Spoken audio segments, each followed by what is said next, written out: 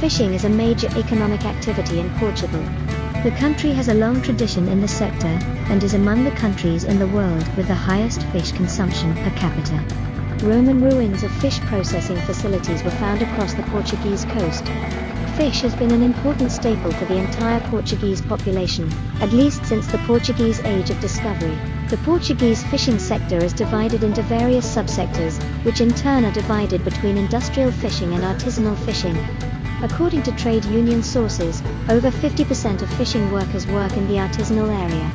There are a variety of trade unions and employers' organizations representing sectoral and regional interests. Portugal's exclusive economic zone, a sea zone over which the Portuguese have special rights over the exploration and use of marine resources, has 1,727,408 square kilometers.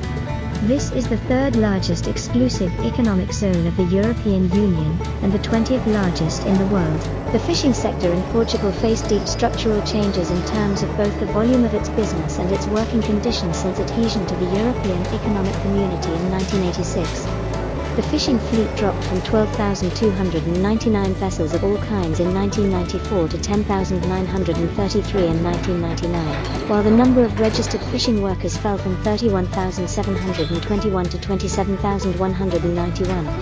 The volume of imported fish increased by 31% from 1990 to 1999, whereas exports decreased by 0.4% over the same period. In 1997, 4,932 people were registered as employees in the fishing sector.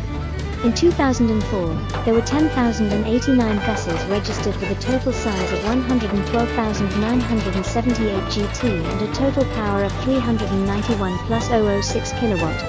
These numbers indicate a reduction in overall fleet size since 1998 of approximately 9.9% in number, 1.5% in GT and 0.8% in power. Total catches fell from 224,000 tons in 1998 to 140,000 tons in 2004, a 38% decrease. As laid out in its Common Fisheries Policy, the European Union is seeking to establish a policy that determines priorities which will contribute to a sustainable balance between fisheries resources and their exploitation, increase the competitiveness of fishing enterprises and organizations, and develop viable enterprises. The EU has been paying special attention to the situation in Portugal both because of the characteristics of the Portuguese coastal area and the type of vessel used there. The Portuguese fishing fleet has changed significantly, both in size and in character, in order to adjust fishing capacity to the potential of national, EU, non-EU and international waters, reflecting the current status of the national resources and restricted access to foreign fishing grounds. Redimensioning of the fleet is part of the renovation and modernization process. During the 1990s and 2000s, new fishing vessels, with improved onboard fish conservation methods, automated work systems, and electronic navigation and fish detection systems, were gradually introduced to replace the aging fishing vessels from the 1980s and before. Fish has been an important staple for the entire Portuguese population at least since the Portuguese Age of Discovery. The Portuguese population is among the world's largest per capita fish consumers.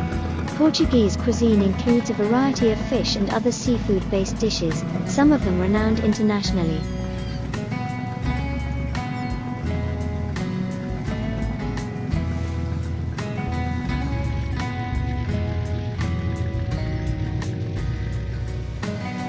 A fishing trawler is a commercial fishing vessel designed to operate fishing trawls.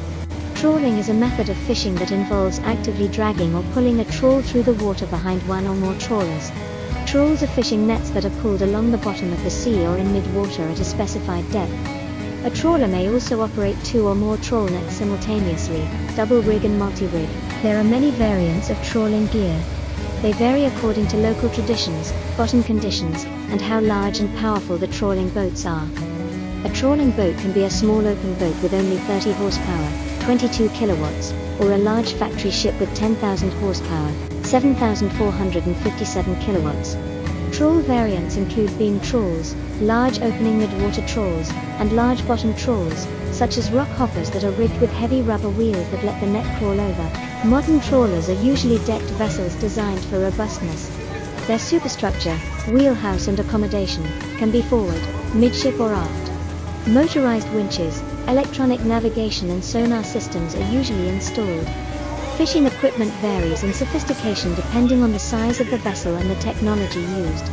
Design features for modern fishing trawlers vary substantially, as many national maritime jurisdictions do not impose compulsory vessel inspection standards for smaller commercial fishing vessels.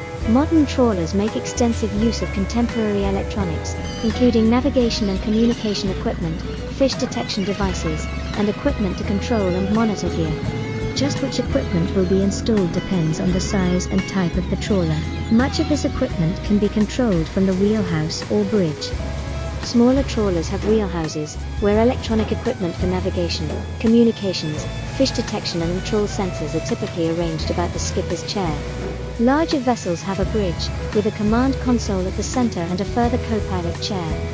Modern consoles display all the key information on an integrated display.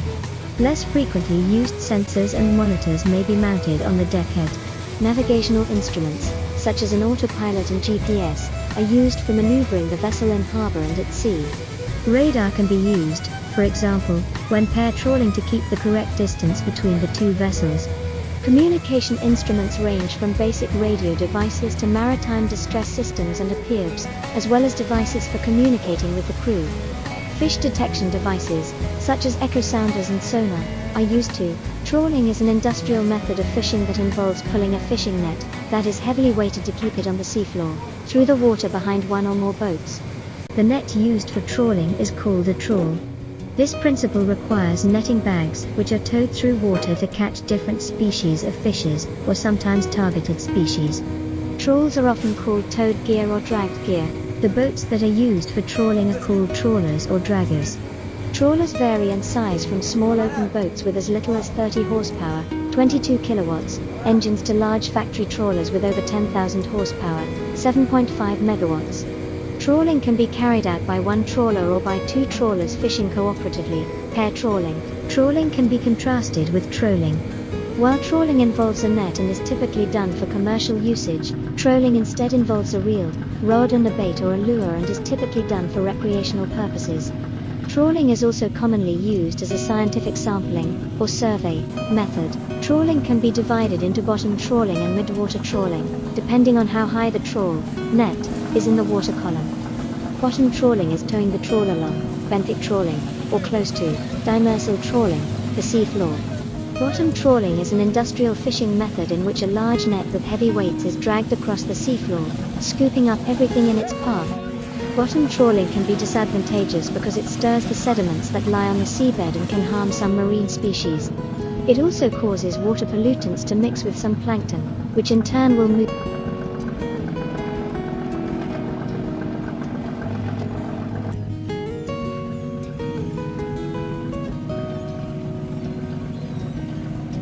In the northeast, a very common fishing method is trawling. A trawl is a cone-shaped net that is pulled through the water at specific depths and speeds, depending on the target species. A common kind of trawler is the otter trawler. These trawlers have two otter boards called doors attached to either side of the net. These doors can weigh several hundred pounds and, when towed behind the boat, flare out and keep the net open. The mouth of the net is typically 30 feet to 100 plus feet, depending on the size of the vessel and the fishery. Fish taken this way include porgies, whiting, butterfish, and any small schooling fish that swim in the midwater column. These boats typically fish for one day at a time and can catch hundreds, even thousands of pounds of fish. In Alaska, huge trawlers can catch tons of Alaskan pollock in one tow, and over 1 million tons are taken this way every year. Another kind of trawler is the bottom trawl. A bottom trawler is the same idea as the otter trawler but with weights added to keep the net on or near the seabed. These nets are then dragged along, catching groundfish such as cod, haddock, and pollock.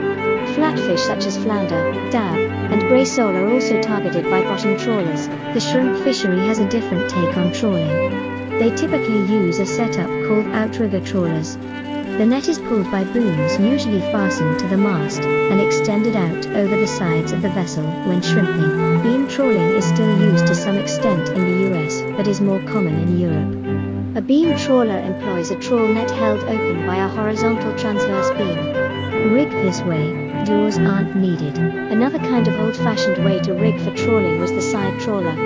The net was dragged alongside the boat with gallows rigged fore and aft.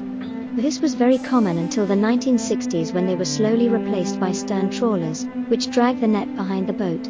A different manner of trawling employed worldwide is pair trawling. This has certain advantages. For instance, two boats can tow a larger net and theoretically catch more fish. The two vessels towing the net don't need doors to keep the net open because the lateral pull by the boats does that. Also, less fuel per vessel is used, and they can usually tow faster if they want to. Pair trawlers targeting cod off the New England coast reported catches up to 6 times what the average single trawler records. Yes, trawling can be very sustainable if done with proper management and careful placement. Fishing with trawlers has raised concerns about its impact on marine ecosystems and sustainability. While this method can yield high catch volumes, it has been associated with notable environmental drawbacks. Unregulated or poorly managed trawling operations can lead to overfishing, habitat destruction, and a high bycatch rate, including non-targeted species and juvenile fish. However, advancements in technology and the implementation of sustainable practices have begun to mitigate some of these issues. Selective gear modifications, like the adoption of bycatch reduction devices, BRDs, and turtle excluder devices, TEDs, have significantly reduced the incidental capture of non-target species. Additionally, area closures and seasonal restrictions in sensitive habitats can help protect critical breeding and feeding grounds. When coupled with robust fisheries management plans and stringent enforcement, trawling is being conducted in a more sustainable and environmentally responsible manner, ultimately ensuring the long-term health of marine ecosystems.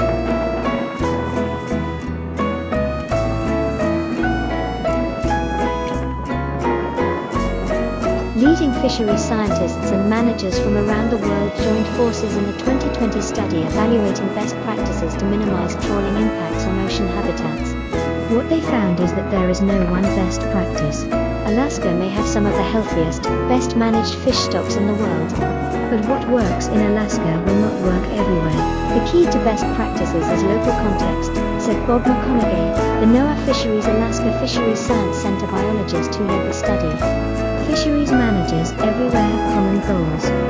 They need to ensure that ecosystems and fish stocks remain healthy to support fishery benefits over the long term.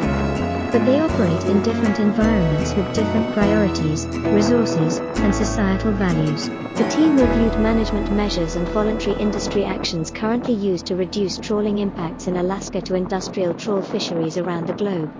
Such measures include absolute prohibition of bottom trawling, gear modifications, area closures, bycatch quotas, and limits on trawling effort. Determining the balance between biological, ecological, and socio-economic objectives is a major challenge in fishery management. To remain sustainable and promote ecosystem-based fishery management, fishing must minimize damage to the ecosystem that supports fish stocks. But protecting habitat can limit the immediate employment, income, and food security benefits of fishing. Alaska has a number of healthy fish stocks in part due to good science and management and a strong relationship with the fishing industry. This means that fishermen are able to catch their quota in relatively small areas. That leaves vast areas in a nearly pristine state and available for habitat conservation measures, says McConaughey. In contrast, management capacity is still developing in Vietnam, which has open access trawl fisheries. There is limited habitat protection. For instance, nursery areas are not protected because juvenile fish are marketable. The opportunities to manage trawling impacts on the seabed are thus very different. Fishermen sought the day's catch aboard a Vietnamese trawler.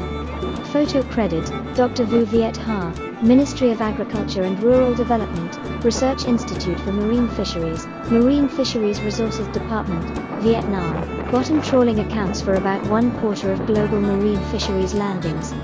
Designed to capture fish and shellfish that live on or near the seafloor, trawling activity can disturb bottom habitat.